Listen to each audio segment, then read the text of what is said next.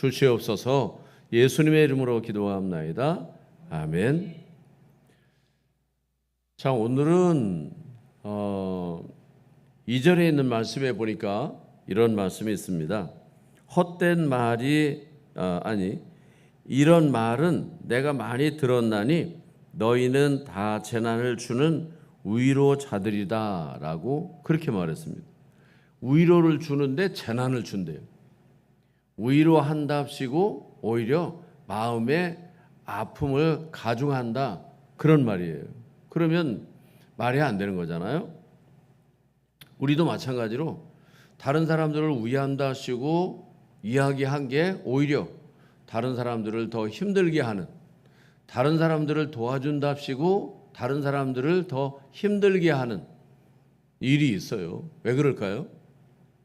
우리가 진심으로 남을 도와야 될 때 어떻게 도와야 될지 훈련되지 못해서, 또 남을 위로한다고 하긴 하지만 정말 다른 사람을 위로할 수 있는 그런 훈련이 되어 있지 않기 때문에 오히려 위로하고 돕는다고 하더라도 오히려 거꾸로 부담이 되게 하는 일이 있을 수 있다는 거죠. 오늘 그래서 욥이 너희들이 나를 위한답시고 나를 돕는답시고 아니 나를 사랑한답시고 하는 게 오히려 내게 재난이 된다라고 그렇게 말했습니다. 그러므로 우리가 신앙생활하는 일은 너무 중요한 일이라 우리가 교회 안에서 위로하고 돕고 사랑하는 일을 사실은 교회 안에서 훈련하는 겁니다. 주일 예배를 통해서, 말씀을 통해서, 찬양을 통해서, 기도를 통해서, 성도의 교제를 통해서 이런 훈련들을 잘 받으면 그냥 주일날 예배 드린다고 왔다 가고 예배 시간에 왔다 가는 것으로 끝나면 안 되고, 우리가 하나님께로부터 제공받는 그 다양한 일들, 우리가 하나님 앞에 기도하고 또 찬송하고 말씀을 듣고 서로 교회 안에서 섬기는 이런 일들을 통해서 우리가 영적으로 훈련되는 거예요. 그래서 세상 사람들과 달리 다른 사람들을 위로하고 돕고 사랑한다고 하면서 오히려 다른 사람을 힘들게 하는 게 아니고, 야, 정말 예수 믿는 사람들은 다른 사람을 위로하는 것도 차원이 다르고 다른 사람을 돕는 것도 차원이 다르고 사랑하는 것도 차원이 다르다고 하는 것을 다른 사람들에게 인정받을 수 있는 정말 멋있는 그리스도인이 되어야 합니다. 예수님이 바로 그러신 분이잖아요. 이 세상에 오셔서 다른 사람들, 선지자들이나 제사장들이나 이런 왕들이 하는 것과 달리 왕들은 막 무섭게 하고, 제사장들은 괜히 거룩한 척하고, 선지자들은 뭐 똑똑한 척하고, 그런데 예수님은 그 하시는 모든 일이 사람들을 놀래키게 하셨다라고 그렇게 말했어요. 그래서 우리는 그런 수준 있는 삶을 살아가야 돼요. 오늘도 제가 아까 목사님을 만나서 그분도 또 아주 엄청 저보다 나이도 많고 똑똑하신 분이라서 그래서 뭐 이런저런 이야기를 나누는데 또 자기 나름의 또 고집을 펴가지고 지난번에 어떤 일을 같이 이렇게 하기로 했는데 이렇게 하기로 했다고 또 그러는 거예요. 그래서 정말 참 힘들다. 어떻게 그렇게 사람들이 저는 정말 다 내려놓고 그냥 어떻게 해서든지 막 이렇게 서로 나누어지고 막 서로 이렇게 분쟁되고 뭐 이렇게 형식적이고 이런 것들을 하나로 모아서 하나님의 뜻을 이루려고 하는 정말 사심은 없는 마음으로 하는데도 불구하고 많은 경우에는 그렇지 않아요. 자기 주장을 얼마나 피는지. 그래서 오늘도 이야기를 제가 쭉 나누다가 이제 제가 이렇게 어려운 교회 도우러 가서 세미나를 하면서 이런 이야기도 하고 저런 얘기도 하는데, 그러면서 제가 성경도 이렇게 읽고 성경도 이렇게 필사하기도 하고 또 뭐 이렇게 또 저렇게 하는 이야기를 쭉 이제 하기도 했어요. 김철근 목사님은 무언가 다른 사람들하고 다른 목사님들하고 얘기해 봐도 다르다고. 근데 그냥 삶만 다르는 게 아니라 왜 그렇게 다른지, 뭐를 돕는 것도 그렇고 또 위로를 주는 것도 그렇고 사랑을 베푸는 것이 무언가 저 사람은 다르다. 근데 그 다름이 우리 어머니 여기 계시지만 누구 말 맞다나 좀 어머니 아들을 보면 어머니 같고 어머니 보면 아들 같다는 그런 이제 말씀도 하시는데, 그런데 그보다 더 중요한 게 뭐예요? 저희 어머니도 그런 모습으로 살아가는 게 본인의 모습이기도 하지만 그보다 더 중요한 게 뭐예요? 성령님께서 그렇게 감동하셔서 하나님의 말씀이 그렇게 깨닫게 하시니까 그것으로 하는 것이지 그저 무슨 뭐 다른 것에 의해 하는 것이 아니잖아요. 그래서 제가 오늘도 일부러 아주 씩씩하게 그래서 여기 식당에 가면서 막 집에서 걸어왔어요.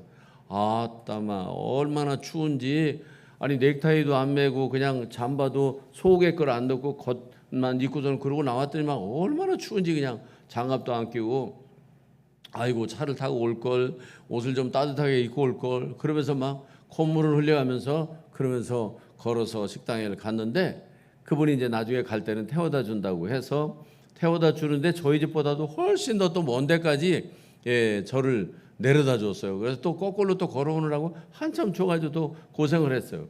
근데 그 차 안에서 왜 그분이 금방 안 내려주고 멀리까지 갔느냐면 제가 말씀을 이야기했어요. 그분도 똑같이 목사님이고 이제 올해 은퇴하는 분인데 근데 뭐 얼마나 똑똑하겠어요. 나름 또 뭐 하여튼 자기 나름의 그런 걸 가지고 계신 분인데 그런데 제가 차 안에서 그런 이야기를 했어요. 왜 요한복음이 공관복음 뒤에 쓰여졌는지 그리고 사도행전 뒤에 왜 로마서가 써 있는지 그 얘기를 했어요. 근데 생전 처음 듣는 이야기로 깨닫는 거예요. 그래서 아니 그러네 목사님 진짜 로마서가 거기 써 있는 이유가 그것 때문이네요. 아니 요한복음이 아니 여기 마태, 마가, 누가복음 뒤에 써 있는 이유가 그러네요. 마태, 마가, 누가복음은 예수님이 어떤 일을 행하셨는가를 설명하고 있어요. 근데 중요한 것은 예수님이 어떤 일을 했는가가 중요한 게 아니라 그런 일을 하신 예수님은 나하고 무슨 상관이 있느냐가 중요하잖아요. 그렇잖아요? 아니 세상에 맛있는 음식점이 많고 맛있는 옷집이 많고 뭐 멋있는 데가 많이 있어도 그게 내가 거기에 살지 않고 그 음식을 먹지 않고 그 옷을 입어보지 않으면 나와 무슨 상관이 있어요? 아무리 진수성찬이라 아니라 아무리 뭐 좋은 의복이라도 아무리 멋있는 데라도 가보지 않으면 나와 상관이 없잖아요. 마찬가지로 예수님이 뭐 무리를 걸어가시기도 하고 오병이어를 행하시기도 하시고 기적을 행하시기도 하셨다는 이야기가 성경에 가득히 써 있는데 그런데 그분과 나와 아무런 상관이 없어요. 무슨 의미가 있겠어요? 그래서 요한복음에 예수님께서 말씀하시는 나는 목자고 나는 떡이고 나는 생수고 나는 뭐 말씀이고 능력이고 포도나무고 그런 말씀을 설명하면서 그렇게 마태, 마가복음, 누가복음에 설명하신 예수님이 곧 나의 생명이시고 나의 떡이 되시고 나의 생수가 되시고 나의 능력이 되시고 나의 소망이 되시고 나의 구원자가 되시는 그 사실을 기록해야 돼서 요한이 거기다가 요한복음을 쓴 거예요. 그렇듯 사도행전에 보니까 성령의 충만함을 받아가지고 이제 막 복음을 전하니까 3,000명, 5,000명 그래서 바울이 1차, 2차, 3차 막 선교를 막 뻗어가는데 가장 중요한 것은 로마서에 기록하고 있는 것은 오직 의인은 믿음으로 구원받는다라고 하는 사실을 모르고 교회만 엄청 커지고 사람들만 엄청 많이 모이고 많은 일을 한다고 한들 그 중요한 진리를 모르면 아무런 의미가 없는 거라지. 그렇잖아요. 시골에서 이런 나무가 쭉쭉쭉쭉 이제 뭐 옥수수 나무가 컸는데 크기는 장대만치 컸는데 옥수수가 하나도 안 달리면 무슨 소용이 있겠어요. 사도행전처럼 그렇게 막 일이 일어났는데 교인들은 한 사람 한 사람 물어보니까 어떤 사람은 그러잖아요. 내가 성령이 계신 줄도 몰랐다 그랬잖아요. 몰랐다. 예수님이 누구신지도 몰랐다고 말하잖아요. 그렇게 막 복음이 막 3,000명, 5,000명 막 이렇게 막 복음을 받아들이는데 정말 예수님이 누군지를 모른다니까. 성령이 임하시면 어떤 일이 일어나는지를 모른다니까. 그러니까 로마서를 그래서 쓴 거예요. 그런데도 많은 목사님들이 그걸 모르는 거라.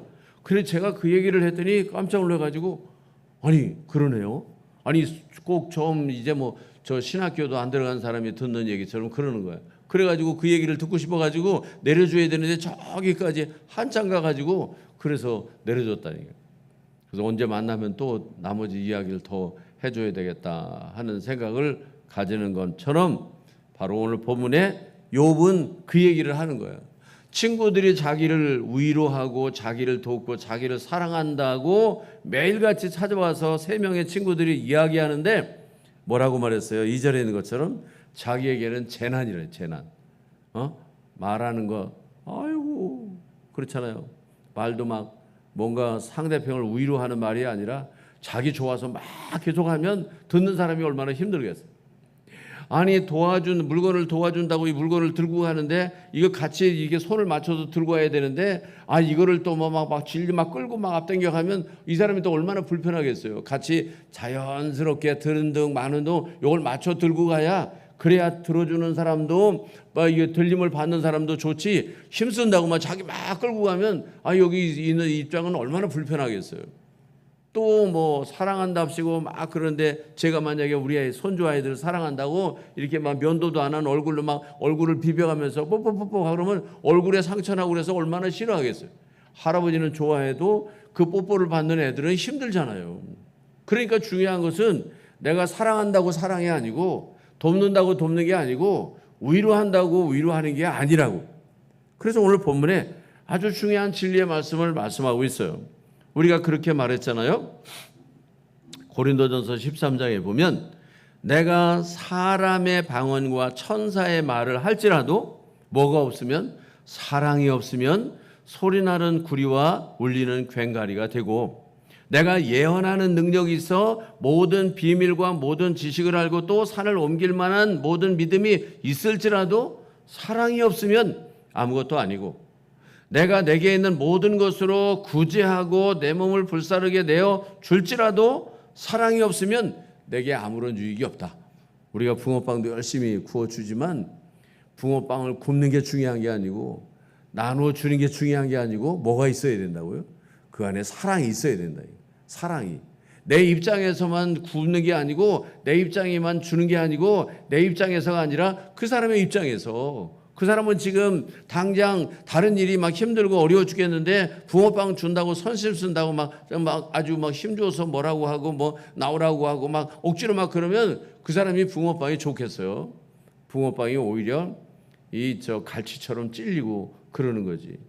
그러니까 중요한 것은 그만큼 우리가 어떤 일을 하든지 진정한 사랑으로 그렇게 행해야 되고 그러려면 우리가 훈련이 되어야 된다. 훈련이. 충분히 훈련돼서 그에 대해서 확신을 가지고 그리고 상대방을 잘 살펴서 그래 옛말에 있잖아요. 콩 하나라도 나누어 줘야 된다고 하듯이 지난번 새벽에도 말씀드렸죠. 우리 둘째 딸 새로 취직해서 이렇게 좀 자폐아 뭐 이런 아이들을 이제 돌보는 그런 일을 하는데 막 아이들이 뭐 그냥 뭐 갑자기 막 우통도 막 벗고 그럼 얼마나 놀라겠어요. 그게 이제 자폐아는 지능이 낮으니까 나이는 막 20살 막 30살 됐어도 이제 나이가 어리니까 초등학교 뭐 중학교 다니는 것처럼 그런 데 가서 배우는 거예요. 그런데 이게 몸은 그 나이에 맞는 청년에 맞는 몸인데 이게 지능이 낮으니까 어린아이의 행동을 하는데 저희 딸이 가서 그런 애들을 돌보고 있는데 갑자기 우통을 벗고 막 그러면은 얼마나 놀라겠어요. 얼마나 놀라겠냐고. 그런데 20살 먹은 청년 같으면 우리 아이가 가르치는 데 가서 우통을 벗고 그러겠어요? 안 그러지. 그런데 걔네들은 이게 몸과 지금 지식이 차이가 나니까 그러니까 얼마나 당황스러워. 화장실에서 나오는데 바지를 막 벗고 나오고 그럼 얼마나 이게 당황스럽겠어요. 그래가지고 우리 은화 집사가 이거 취직했다고 했는데 이런 사람들을 돌아보는 일을 하니까 얼마나 힘들겠어요. 그래서 우리 또 다른 딸들은 또 아이고 저러다가 며칠 하다가 그만두는 게 아닌가 그리고 걱정이 돼서 저도 그런 애들을 하려면 정말 중요한 거는 어떻게 가르치고 어떻게 하기보다 제일 중요한 것은 저 사람이 나를 정말 내가 어떤 행동을 하더라도 진심으로 날 사랑한다는 것을 느끼게 해야 된다. 그 느낌이 그걸 느끼면 그 다음에 좀 미숙하더라도 행동을 스스로 자제하도록 요청하면 그럼 아이들이 받아들인다. 근데 저 사람이 나를 사랑하지 않고 눈을 바로 뜨고 금방 저런 일을 하면 때릴 것처럼 하면 더 반항심이 생겨서 안 된다. 저도 그냥 괜히 걱정돼가지고 그런 얘기를 했더니 아빠 다 제가 옛날에 해봐서 잘한다고 하면서 걱정하지 말라고 잘하겠다고 이렇게 이야기했는데 그래서 그런 어떤 사람들은 선한 마음을 가지고 그런 복지시설에 그런 장애인 시설에 가서 그렇게 막 섬기겠다고 갔는데 가보니까 첫날 말씀드렸잖아요. 막 같이 앉아서 밥 먹으려니까 막 부담이 되고 그랬다고 하듯이 처음에는 그런 복지시설이나 이런 데 가서 도우려고 아무리 정말 진심으로 사랑하는 마음으로 갔다가 그런 이상한 행동을 보면 그다음부터는 가고 싶지 않은 거죠. 그러므로 그것을 극복하려면 뭐가 필요한 거예요? 사랑도 훈련되어야 한다. 다른 사람을 돕는 것도 훈련되어야 된다. 그러니까 그런 데 가서도 이런 행동을 보일 때, 이렇게 말할 때, 이런 태도를 보일 때 어떻게 할 것인가를 잘 배워야, 그래야 가서 이럴 때는 얘가 화가 나서 그러는 게 아니고 아직 미숙해서 그러는구나 하고 이해하고 그걸 어떻게 받아들일까 훈련이 되면 문제가 생기지 않잖아요. 그러니까 우리가 전도하는 것도 마찬가지고 꿈행전하면서 다른 교회를 돕는 것도 마찬가지고 교회 안에서 어떤 일을 하더라도 그런 일을 훈련받지 않으면 사랑이 아니에요.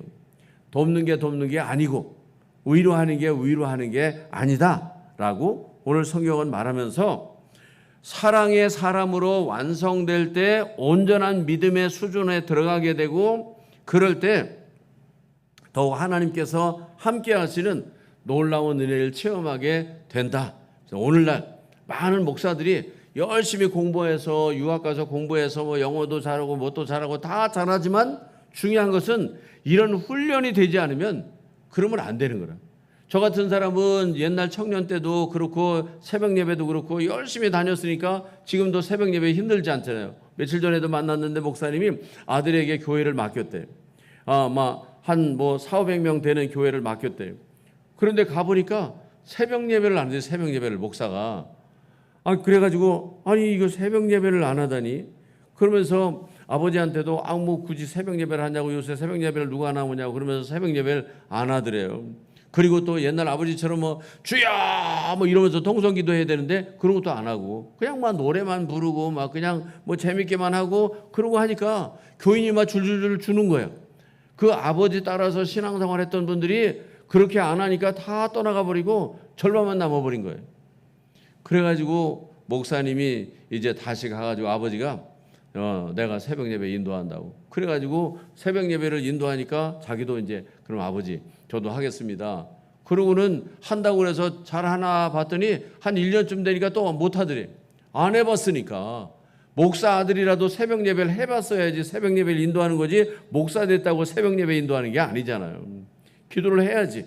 근데 오늘날 많은 목회자들은 공부는 열심히 해가지고 좋은 대학교 나와서 신학대학에서 유학까지 가서 공부를 했는데 중요한 거는 미국에 있는 교회들이 한국처럼 그렇게 새벽 예배하고 심야기도 같은 거 하나요? 안 하지. 그러니까 유학 가서 공부하는 동안에 머리는 아주 열심히 공부를 해왔는데 이게 영성이 안 따르는 거라. 그러니까 교회가 붕이 안 되는 거예요.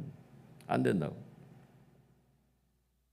그래서 사랑의 사람으로 완성될 때 진정한 믿음이 생기게 되고 진정한 믿음의 삶을 살아갈 때 하나님이 그 사람과 함께 하시는 거예요. 이게 원리예요. 그게 안 되면 소용없는 일이라. 자, 그래서 오늘 성경에 있는 말씀을 보시면 먼저 1절에서 5절 말씀을 함께 읽으셨는데 여기 뭐라고 말씀하고 있냐면 사랑을 어떤 일을 하든지 사랑을 깊이 체득해야 된다라고 하는 말을 하고 있는데 이 말은 뭐냐면 욥은 사랑의 필요성을 절실히 체험하는 거예요. 여기 전에도 그랬지만 친구들이 와서 권면하는 건 좋아요. 도와주는 건 좋아요. 열심히 자기 위로해 주는 건 좋아요. 그런데 중요한 것은 그 속에 사랑이 없다니. 교회에 우리가 라오디게아 교회 요한계시록 3장에 보면 라오디게아 교회가 나오잖아요. 라오디게아 교회가 얼마나 똑똑한 사람도 많고 얼마나 능력 있는 사람도 많고 그런데 뭐가 문제냐면 사랑이 없는 거예요. 권면을 하든지 뭘 도와주든지 봉사를 하든지 뭘 하든지 그 속에 가장 중요한 사랑이 없는 거예요. 그래서 뭐라 그러지? 너희가 처음 사랑을 잃어버렸다. 사랑을 다시 찾으라.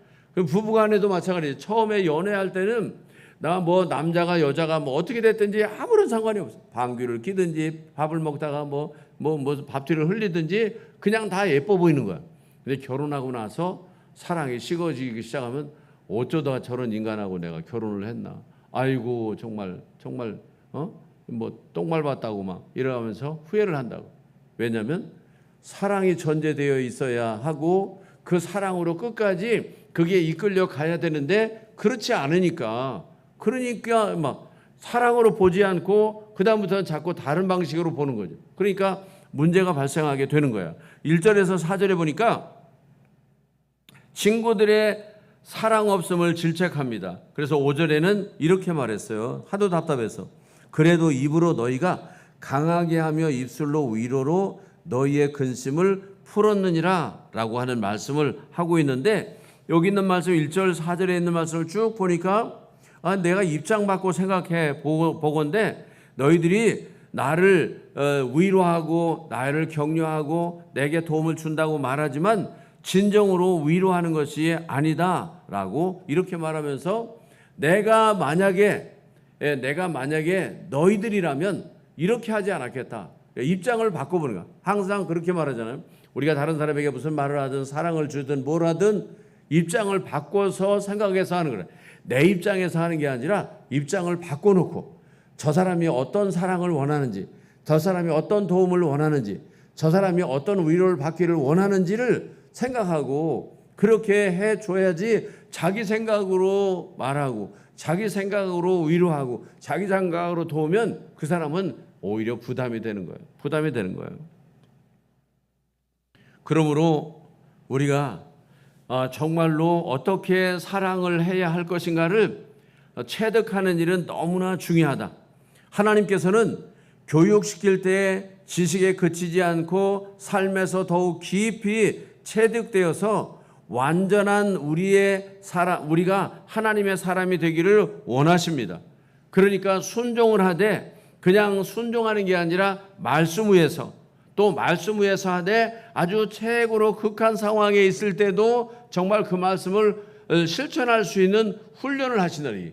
그러니까 예수님께서 제자들에게 말씀을 하실 때도 제자들에게 복음을 전하려고 하라면 돈이 있나요? 시간이 있나요? 뭐가 배운 게 있나요? 아무것도 없는데 우리가 어떻게 합니까? 이렇게 말하는 사람들이 있지 않겠어요? 그럴 때 예수님은 보리떡 5개 물고기 2마리를 가지고도 5,000명을 먹여 심으로써 제자들에게 너희들이 어떤 경우를 해도 낙심하지 말라고. 이렇게 지금 봐봐. 여기 5,000명이 있는데도 보리떡 5개 물고기 2마리밖에 없잖아. 그래도 절대로 낙심하지 마라. 이럴 때도 하나님이 이들을 사랑하시면 이 오병이어가 기적을 나타내서 이 사람들을 다 배불리 먹고도 부스러기만 모아도 12광주리가 된다니까. 그러니까 너희들이 가서 복음을 전하라, 다른 사람들을 도와라, 다른 사람에게 가서 선교하라 라고 하는데 돈이 있어야죠, 건강해야죠, 시간이 있어야죠, 뭐가 있어야 되죠. 그렇게 핑계하지 못하도록 예수님께서 그렇게 모본을 보이신 거예요. 그런 훈련이 우리에게 돼 있어야 된다. 우리가 생각할 때 아마 교회가 커지고 막 수백 명 모이면 그때서야 뭐 어려운 사람 도와주고 선교 보내고 뭐하고 그러면 우리는 세상 떠나고 마는 거예요. 작은 것이 있을 때, 어려울 때 오히려 도울 수 있는, 사랑을 베풀 수 있는, 위로할 수 있는, 그리고 그것들에게 뭔가 힘이 될 수 있게 하는, 그래서 훈련이 우리에게 필요하다. 히브리서 5장 8절로 10절에 이렇게 말했어요. 그가 아들이시라도 받으신 고난으로 순종함을 배워서 온전하게 되었은즉 자기를 순종하는 모든 자에게 영원한 구원의 구원이 되시고 하나님께 멜기세덱의 반차를 쫓는 대제사장이라 칭함을 받았느니라. 예수님은 하나님의 아들이에요. 부족한 게 어디 있어요? 부족한 게 어디 있어요? 그런데도 불구하고 예수님은 일부러 제자들에게 뭐래? 너희들이 먹을 것을 주라. 예수님이 다 아셨어요. 여기 지금 5,000명을 먹일 만한 뭐가 아무것도 없다는 걸 아셨어요. 그런데도 예수님이 그러면 야, 내가 하나님의 아들이잖아. 너희들 걱정하지 마. 내가 다 할게. 그리고 예수님께서 혼자 기도하셔가지고 저 광야에서 만나가 떨어지듯이 하나님, 여기 5,000명 모였는데 광야에서 만나를 떨어뜨려 주신 것처럼 주시옵소서. 그렇게 기도하면 하나님의 아들이신 예수님이 기도하는데 하나님이 들어주지 않겠어요? 하늘을 쪼개가지고 그냥 5천 명이 다 먹을 수 있는 만나를 막 쏟아 부어주셨겠지. 그러면 매번마다 그럴 거 아니겠어요. 예수님 먹을 게 없습니다. 그럼 예수님 이 집도 찾아가야 되고 저 집도 찾아가야 되고 일도 해야 되고 저 일도 해야 되고 그러지 않겠어요? 그래서 예수님께서 아들이심에도 불구하고 오히려 다른 사람들이 보기에도 아니 하나님의 아들이라면서 저렇게 먹을 것도 없고 예수님 따라다니면 아무것도 없어. 그런데 요한 사도행전 3장에 뭐예요? 예수님을 따라다니는 아무것도 없는데 어떻게 했어요? 베드로가 예수님을 따라다니는데 아무것도 없어. 나는 빈주머니야. 가진 게 없어. 그러나 예수의 이름으로 명하느니 안진뱅이야 일어나라 라고 말씀하실 때 안진뱅이가 벌떡 일어나는 역사가 일어나게 된 것처럼 우리에게 있어서는 뭐가 있어서가 아니라 지혜가 있어서가 아니고 물질이 있어서가 아니고 시간이 있어서가 아니고 건강이 있어서가 아니고 기회가 있어서가 아니고 하나님은 언제라도 하나님을 믿는 마음으로 행하면 하나님이 그런 놀라운 은혜를 주시는 거예요. 그러므로 순종이신 예수님께서 모범을 우리에게 보여주셨으므로 우리도 걱정할 수 없는 거죠. 어떤 일이 있든지 나는 이렇게 해야겠다. 혹은 나는 이렇게 하지 않겠다. 깊이 단정해서 어떤 일을 행할 때 주님을 생각해 보라는 그 말이죠. 주님, 예수님이라면 어떻게 하셨을까? 이렇게 생각하고 행할 때 그럴 때 우리는 진정한 위로자가 되고 사랑의 사람이 되고 그리고 다른 사람들을 돕는 자가 될 수 있다라고 욥이 지금 친구들이 자기들에게 행하는 것을 보면서 너희들이 나를 위해서 한다고 하지만 정말 중요한 사랑이 없어. 그래서 같은 말을 하더라도 왜 그렇게 상처 주는 말을 하냐? 내게 위로자 하는 말을 하지. 이왕이면 나를 돕는다고 하면서 남을 힘을 줘야지 왜 힘을 자꾸 빼게 하냐? 그리고 사랑한다고 하면서 가시돋친 말을 하냐? 그러면서 진정한 사랑은 이런 것이다. 그게 몸에 체득되어야 된다. 이게 그냥 지식으로만 되는 게 아니고 말로만 되는 게 아니고 몸으로 체득되어야 한다. 그래서 그 몸으로 나타나야 돼. 입으로 그렇게 나타나야 되고 생각이 그렇게 돼야 돼. 그러려면 예수님을 바라보면 그분이 다 나로 하여금 그렇게 행할 수 있도록 은혜를 주신다라고 말했습니다. 두 번째로는 6절로 16절에 있는 말씀 우리가 읽지 않았는데 그 내용을 쭉 보시면 사랑만 훈련하는 것이 아니라 하나님의 사랑을 믿는 일에도 믿음에 대해서도 확실한 훈련이 필요하다라고 이렇게 말했습니다. 여기 욥은 누구보다 자기의 문제를 해결해 주실 유일한 분은 오직 하나님이시라는 사실을 더더욱 절실하게 느끼게 되었습니다. 왜 그런가? 사람의 오해도 어렵지만 더더욱 어려운 것은 하나님이 들으신 채 못 보신 채 하실 때 너무 힘든 거예요. 우리가 신앙의 삶을 살아가는데 사람들에게 버림받는 거, 사람들에게 미움당하는 거, 사람들에게 무시당하는 거 다 참아내는데 가장 힘든 일이 뭡니까? 하나님 앞에 기도해도 하나님 응답하시지 않는 것 같아요. 내가 지금 고난당하는데도 하나님이 봐주시지 않는 것 같아요. 내가 지금 이런 어려운 구렁텅이에 있는데도 하나님은 내게 손 내미시지 않는 것 같아. 그럴 때 우리는 절망하게 되는 거예요. 가지고 사람이야 내게 관심이 없고 사랑을 주지 않고 내게 위로를 주지 않아도 나는 하나님은 믿는다. 하나님은 나를 버리시지 않아. 하나님은 나를 절대로 떠나지 않으셔. 하나님은 나와 언제나 함께 하셔.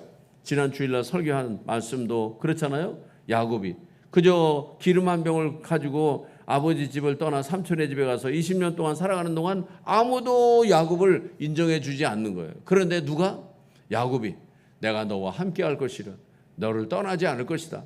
내게 큰 복을 주어서 반드시 다시 고향으로 돌아오게 하리라 하시는 그 하나님만을 바라보고 그렇게 믿음으로 삶을 살아가는 동안에 많은 재산을 모아놓고 12명의 자녀를 얻고 4명의 아내가 있으니까 마음이 이제 하나님을 의지하는 게 아니고 물질을 의지하는 거예요. 자녀들을 의지하는 거죠.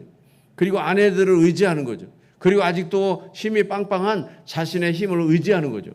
하나님이 물질도 소용없고 자식들도 소용없고 아내들도 소용없고 자신의 건강도 밤새도록 기도하다가 환도뼈가 부러지니까 아무런 쓸모가 없는 거라. 그야말로 아무것도 할 수 없는 상황에 이르게 되었어요. 근데 하나님은 오히려 그 아무것도 할 수 없는 것 같았던 그를 오히려 형이 긍휼히 여겨서 그를 오히려 돌보게 하고, 그리고 그를 지키게 하고 그를 고향에 돌아오게 하는 놀라운 은혜를 주셨더니, 그게 바로 하나님의 손길이에요. 그런 하나님의 손길을 우리가 느낄 수 있어야 된다는 거죠. 우리가 예수님께서 그렇게 공생애를 마치고 마지막 십자가 위에서 예수님은 우편 강도를 위해서까지 기도하셨잖아요.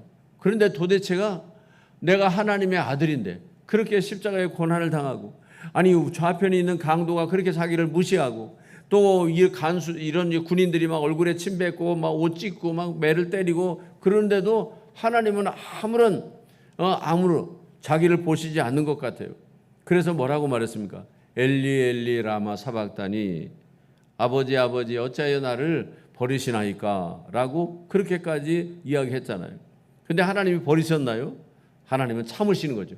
그래야만 우리를 죄에서 구원하실 수 있기 때문에 아들 생각한다고 아들 도와주면 나머지 이 땅에 있는 죄인들을 구원할 수 없는 거예요. 하나님은 아들 되시는 예수 그리스도를 구원하시는 게 아니고 그를 통해서 만 인류를 구원하셔야 되기 때문에 이가 당하는 고난, 이가 당하는 시련, 이가 당하는 죽음을 하나님은 보시고 계시면서도 꾹 참고 계시는 거라. 안 보시는 것처럼, 못 보시는 것처럼, 아예 떠나는 것처럼 그렇게 행하시는 거예요. 그런데 하나님이 정말 예수님께서 엘리 엘리 라마 사박다니 어찌하여 나를 아버지 버리시나이까. 근데 정말 하나님 버리셨나요? 그가 무덤 속에 들어가 있을 때 3일 만에 하나님은 그를 다시 살려내셨잖아요. 하나님은 절대로 버리시지 않습니다. 그런 믿음의 훈련이 우리에게 필요하다는 거예요. 정말로 이 욥이 그걸 깨닫게 되는 거예요.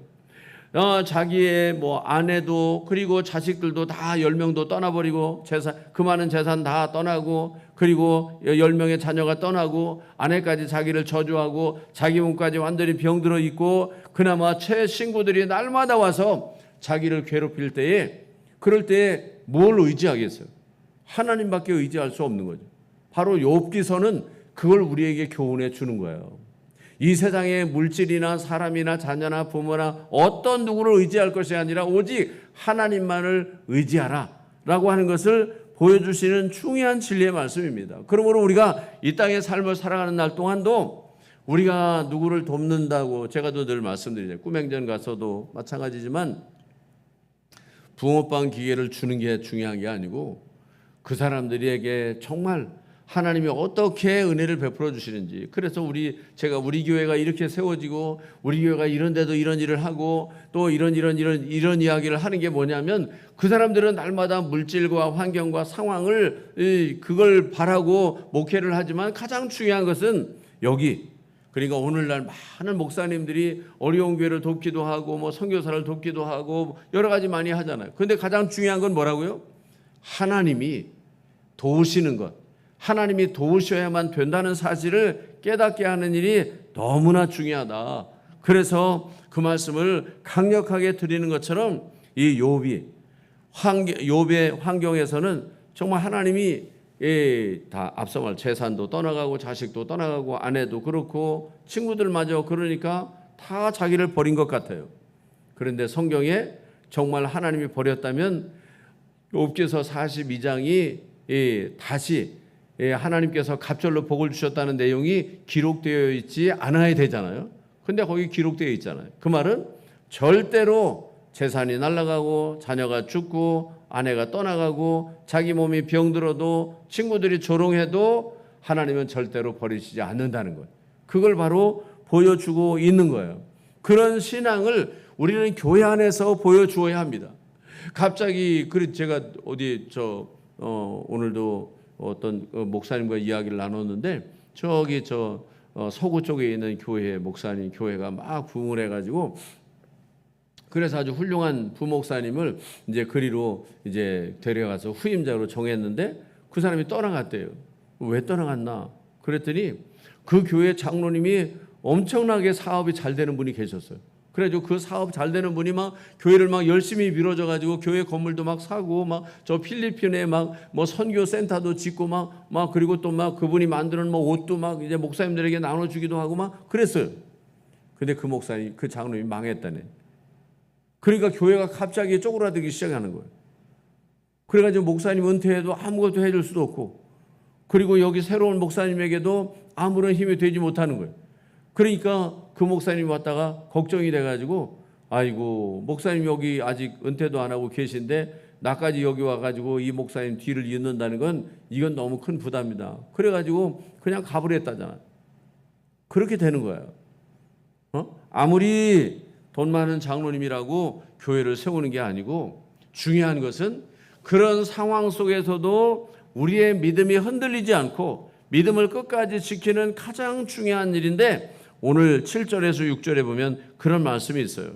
거기 보니까 7절에 이런 말씀이 나와요. 8절에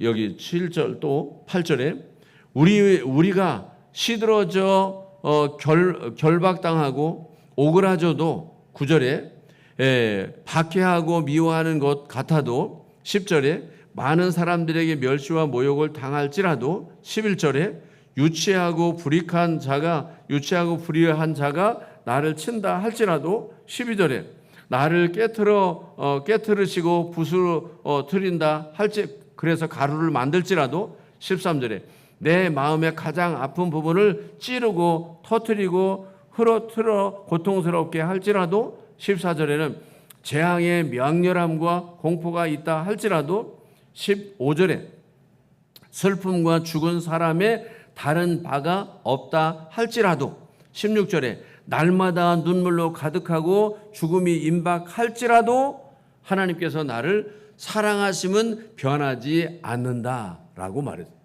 이것을 우리가 천국 가는 날까지 훈련하는 거예요.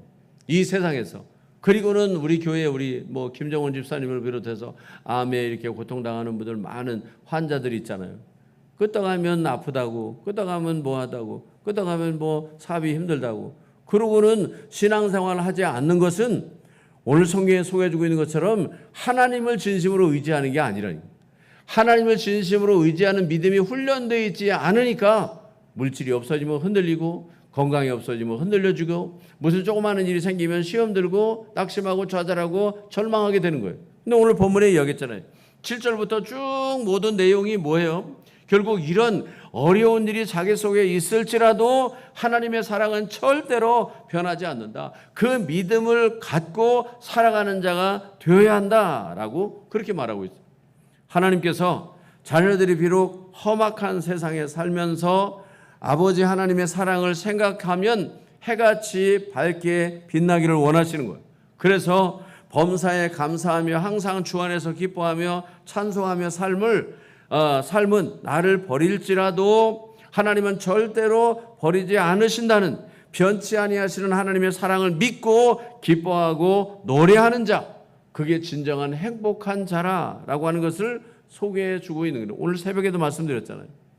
그렇게 복음을 전하기 위해서 50년 동안 복음을 전했던 목사님이 마지막 죽음의 순간에 계속 기도했던 내용이 한 사람만 더 내가 1분이라도 더 사는 것은 무조건 가족 때문에, 아내 때문에, 자녀 때문에, 누구 때문이 아니라 한 사람 더 구원할 수 있는, 한 사람이라도 더 구원해야 하기 때문에 라고. 그래서 숨 떨어질 때까지 한 사람만 하나님 더 구원하게 해주세요. 한 사람만 더 구원할 수 있는 기회를 주세요. 누가 그랬어요?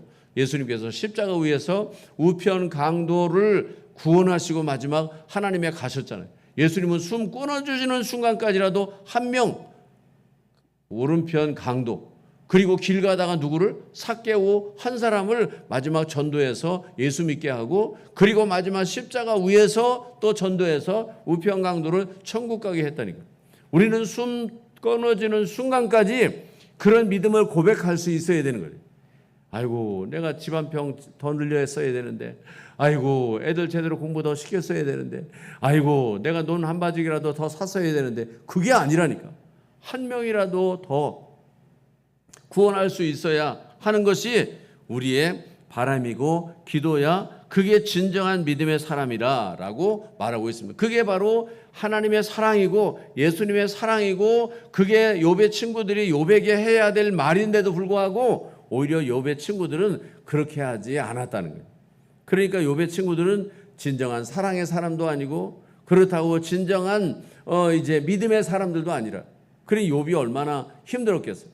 뭐 진정한 사랑이라도 주어야 다 잃어버렸어도 날아갔어도 그리고 다 소망이 없어도 몸이 아파도 진정한 믿음을 선물로 주면 그러면 이겨내잖아요. 뭘 다 몸이 다 만신창이가 다져가 죽었어도 하나님을 믿으라. 하나님 너를 절대로 버리지 않는다.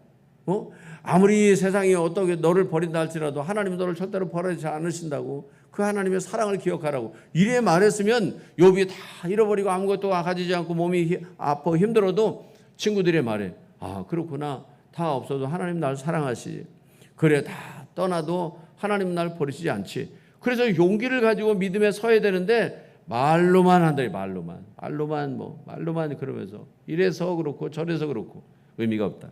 마지막 세 번째로 17절에서 22절에 있는 말씀에 보니까 가장 중요한 것은 사랑도 믿음도 그 모든 것들의 가장 중요한 핵심은 뭐냐면 바로 예수 그리스도를 바라보게 하는 거예요. 우리는 끝까지 예수님만을 바라보는 겁니다. 스데반도 그랬잖아요. 다 그랬잖아요. 그러니까 하나님께서 모세를 가나안 땅에 들어가지 못하게 했음에도 불구하고 그는 하늘나라에 계신 주님을 바라보게 한 거예요. 욥이 다 재산이 날아가고 자녀가 죽었고 그리고 또 아내가 자기를 저주하고 그리고 자기 몸이 만신창이가 되었어도 그는 예수님만 바라보면 다 잃어버리고 그리고 마지막 죽었어도 영원한 천국에 갈 수 있는 거예요. 그런데 그 모든 것들을 다 가졌다 할지라도 예수를 바라보지 않으면 그는 결국 지옥으로 떨어지게 되는 거예요. 그래서 오늘 본문에 19절에 이렇게 말했습니다. 하늘에 계신 나의 증인 22절에 보면 인자라는 말이 나옵니다. 결국 이 세상에 그 어떤 누구도 나에게 사랑을 주고 믿음을 주지 못하지만 하늘에 계신 예수 그리스도 그분이 이 세상에 오시면 나의 이 모든 무고한 죄를 깨끗게 하시고 그리고 나의 이 아픔을 치료해 주시고 나의 이 절망에서 건져주신다는 그 믿음을 친구들이 나에게 전해줄 수 있으면 얼마나 좋았을까. 그런데 그걸 주지 않고 있다는 것을 욥은 깨달은 거예요. 친구들이 수많은 말을 하고 날마다 찾아오기도 하고 위로도 하는데 가장 중요한 알맹이가 빠진 거예요. 하나님이 사랑하신다고 하나님 버리시지 않는다고. 왜냐하면 장차 신약 성경에 나온 예수님을 보라고 이 세상에 말구육관에 보내서 33년을 살아가는 날 동안 그가 수많은 사람들에게 버림을 당하고 마지막 십자가에서 죽어서 그 예수님 자신도 하나님 왜 나를 버리시나이까 라고 했음에도 불구하고 하나님은 그를 버리지 않으신 것처럼 그 예수님을 바라보면 우리가 어떤 절망에서도 우리가 소망을 가질 수 있다고. 그래서 이야기하잖아요. 도마가 하나님 이제 부활하시고 난 다음에 이제 예수님 좀 보여달라고 하나님을 보았는데 뭘 또 나를 보았는데 어찌하여 하나님을 보여달라 하느냐. 우리가 이 세상의 삶을 살아가는 날 동안에 있고 없고 배우고 못 배우고 몸이 건강하고 건강하지 않고가 중요한 게 아니라 나를 바라보라고. 이렇게 이길자 원사님 저를 바라보면 뭐가 보이세요? 아유 목사님 건강해 보인다고. 우리 사모님이 어디를 가든지 누가 봐도 아이고 사모님은 그냥 부잣집 하나님 같다고 이렇게 그렇게 어제도 친구들 모임에 그러더라고요. 아유 김철 목사님이 저렇게 열심히 전국을 다니면서 붕어빵 하는데 사모님이 얼마나 힘들까 그렇게 말하는데 저희 집사람 저 죽을 맛이에요. 저 인간하고 왜 결혼했는지 모르겠어요. 이러면은 그러면 되겠어요? 안 그래. 아이고 사모님 대단하시다고. 저렇게 목사님이 열심히 하고 계시는데 사모님이 무던히 항상 같이 다니시는 걸 보면 사모님 참 대단하시다고. 사모님 참 훌륭하다고. 그렇게 이야기를 하더라고요. 칭찬해 주더라고요. 그러니까 저희 집 사람 속에 제가 보이는 거죠. 그리고 제 속에 누가 보이는 거예요? 하나님이 예수님을 보이는 거예요. 김철월 목사를 보면 가진 것도 없고 뭐 대단한 것도 없는데 저 예수님의 사랑이 그 안에 있다고. 저 사람을 보면 예수님을 보는 것 같다고. 예수님의 마음을 보는 것 같다고. 예수님의 사랑을 보는 것 같다고 그게 최고의 칭찬이지. 아이고 목사님 잘생기셨어요. 아이고 부자 같아 보여요. 아이고 뭐 건강해 보여요. 그건 아무런 소용이 없는 거예요. 저를 보고 만약에 어떤 사람이 아우 힘께나 쓰겠네. 아이고 얼굴을 잘생겨서 탤런트 같으네. 이런 말을 해봐야 아무런 소용이 없다. 아유 저 목사님 볼 때 정말 예수님을 보는 것 같다고. 정말 예수님의 마음을 가진 것 같다고. 예수님의 사랑을 가진 것 같다고. 이런 말을 듣는 거가 최고의 행복인 거예요. 저와 여러분들이 이 세상을 살아가는 날 동안 바로 그런 걸. 그래서 오늘 본문에 말했어요. 로마서 5장 8절에 우리가 아직 죄인 되었을 때 그리스도께서 우리를 위하여 죽으심으로 하나님께서 우리에게 대한 자기의 사랑을 확증하셨다라고 말했습니다. 그러므로 욥이 다 재산이 날아가고 자녀가 죽고 부인이 떠나가고 그가 병든 몸이 되었어도 그 속에 예수 그리스도를 바라보는 소망이 있으면 그는 절대로 불쌍한 사람이 아니에요. 다른 게 다 있어도 그 속에 예수가 없으면 그건 그냥 지옥 가는 거예요. 그런데 바로 욥은 그걸 말하는 거예요. 너희들이 내가 보잘것없고 뭐 이렇게 해도 네 안에 예수 그리스도가 있잖아. 근데 뭘 절망하느냐고. 걱정하지 말라고. 예수님은 그렇게 버림받았어도 하나님이 그를 다시 살려서 하나님 우편에 계시잖아. 이렇게 말해줄 수 있을 때 욥이 얼마나 힘을 얻었겠어요. 우리는 적어도 교인들에게 그럴 수 있어야 돼요. 서로를 위로하고 누군가에게 복음을 전하고 누군가에게 자기를 드러낼 때도 인간적인 것을 드러내는 것이 아니라 내 안에 예수 그리스도가 계심을, 내가 예수 그리스도를 닮아갔음을, 내가 예수 그리스도의 삶을 살아가는 것을 다른 사람들이 느낄 수 있다면, 볼 수 있다면, 그렇게 전할 수 있다면 그게 우리가 최고의 가치가 되는 거예요. 그렇잖아요. 하나님의 자녀의 모습을, 예수님의 모습을 우리가 누군가에게 보여줄 수 있다면 그보다 행복한 일이 어디 있겠어요? 어디 있겠어요? 오늘 바로 욥은 그걸 말하는 겁니다. 사랑도 믿음도 가장 중요한 것은 예수 그리스도가 그 안에 있으면, 그러면 아무런 다른 어떤 것이 없어도 절망하지 않는다라고 말했습니다. 오늘 이 말씀을 기억하시면서 남은 생애를 살아가시는 날 동안 사랑도 잘 훈련하고 믿음도 잘 훈련하되 때때로 흔들릴 때가 있어요. 그러나 내 안에 예수 그리스도를 꼭 모시고 예수 그리스도와 함께하는 삶을 살아서 장차 하나님 우편의 영광의 자리에 이르는 저와 여러분 모두가 되시기를 주님의 이름으로 축원합니다.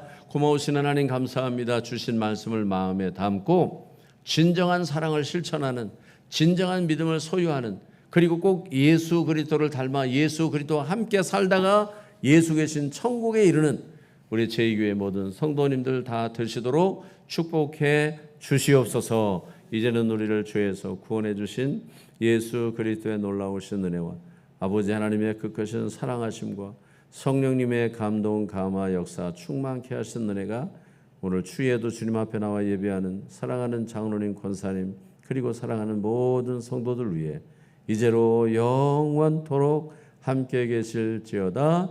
아멘.